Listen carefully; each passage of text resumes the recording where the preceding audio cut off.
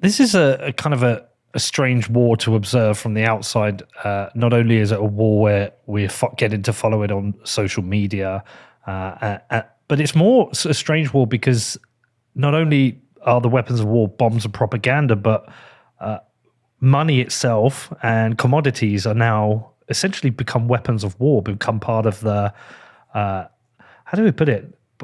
Yeah, just really, they just become weapons themselves. Yeah, for the commodity part, that's always been a key aspect of war. I mean, during World War II, secure over oil fields was a key part of it.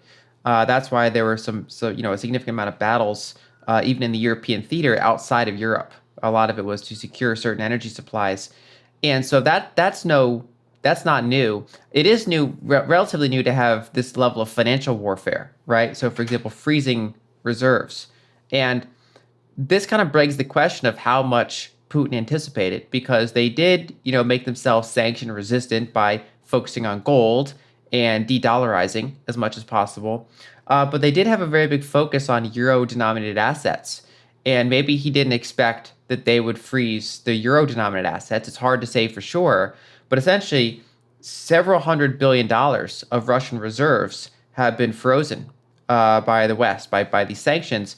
And that is equal to several years worth of military spending for Russia. I mean, it's a huge percentage of their GDP, a huge multiple of their annual military spend. And so it's already been an extraordinarily expensive war for Russia to fight, let alone the devaluation of the ruble, the decimation of Russian savings, the stock, their stock market being imploded. Then there's also just the reserves themselves being frozen.